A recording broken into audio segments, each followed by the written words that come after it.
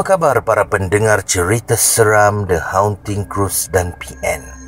Pada malam ini, Brother Fai ingin kongsikan kepada anda kisah misteri rumah SG ataupun Banglo SG yang terletak di Bukit Gasing, Petaling Jaya. Okey, pada malam ni Brother Fai bercerita tidak menggunakan skrip. Brother Fai akan ceritakan melalui apa yang Brother Fai faham daripada sumber-sumber orang ramai lah. Dan bila Brother Fai cari sumber daripada internet mengenai kisah ni, apa yang Brother Fai dapati, kebanyakan mereka ni dah jadi mengarut lah cerita ni kan. Ada gurau senda, ada pantun, ada Inspektor Mat Yo lah, apalah semua ni dah kira macam mengarut lah. Okey, macam ni. Apa yang Brother Fai dapat sumber daripada orang ramai mengenai kisah rumah tangga seorang doktor pakar bedah bernama Sanjay Gill. Kalau kita tengok di depan pintu pagar rumah banglo tu terukir perkataan SG, iaitu Sanjay Gill. Okey. Dan isteri beliau bernama Helini. Okey. Beliau ni dah lama berkahwin dan tidak mempunyai seorang pun cahaya mata.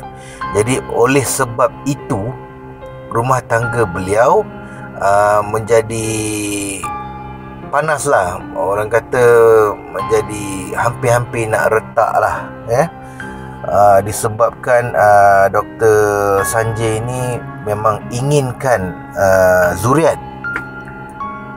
Jadi pada satu hari berlaku pertengkaran antara Dr. Sanjay dan isterinya. Okey. Sejak daripada itu Dr. Sanjay jarang pulang ke rumah dan isterinya duduk di rumah dalam keadaan tertekan. Setiap kata jirannya, setiap malam terdengar suara isteri Dr. Sanjay ni menangis setiap malam, dan isterinya Helini ni selalu mengadulah kepada jiran di sebelah rumah mengenai pergolakan rumah tangga mereka lah. Jadi selepas itu, tanpa pengetahuan Dr. Sanjay, Helini telah mengupah seorang penyiasat persendirian lah untuk menyiasat kenapa Dr. Sanjay ni jarang pulang ke rumah. Dan apabila didapati daripada penyiasat berkenaan, Dr. Sanjay telah ada skandal lah dengan seorang wanita, iaitu nurse ke doktor ke, lebih kurang macam tu lah, di tempat hospital beliau bertugas. Jadi tanpa pengetahuan daripada Dr. Sanjay, si Helini ni dalam senyap telah berbuat baiklah dengan si Betty ni.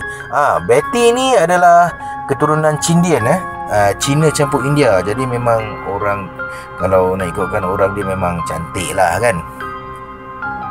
So dia berkawan dengan si Betty ni.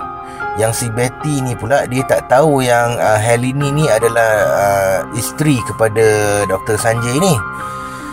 Pada satu hari tu, si Helini telah menjemput si Betty ni datang ke rumah. Lepas tu kononnya untuk memerangkap si Betty ni lah. Jadi bila datang tu, terjadi pula satu, orang kata, pertengkaran lah. Apabila dah kantoi kan, dapat tahu yang si Betty ni dapat tahu yang si Helini ni adalah isteri kepada Dr. Sanjay. Jadi bila dah jadi pertengkaran, maka terjadilah pergelutan. Orang kata dia orang ni bergaduh lah. Bila dah bergaduh, itu yang puncanya terjadi pembunuhan tu. yang si Helini ni telah membunuh si Betty ni, dan telah mengerat kepalanya, letakkan kepalanya betul-betul di depan pintu rumah mereka lah. Jadi apabila Dr. Sanjay ni pulang ke rumah, bila dia lihat yang kepala si Betty ni ada di depan pintu rumah, terus dia kena heart attack dan terus mati dekat di situ jugalah dia mati di tempat kejadian. Jadi apabila si Helini ni melihat yang si Betty pun dah mati, Dr. Sanjay pun dah mati, so dia ambil dia pun bunuh diri dia dengan cara menggantung diri. Okey, itu kisah versi yang pertama. Versi yang kedua pula mengatakan terjadi pergelutan tu kan. Lepas tu yang si Helini ni telah membunuh Betty.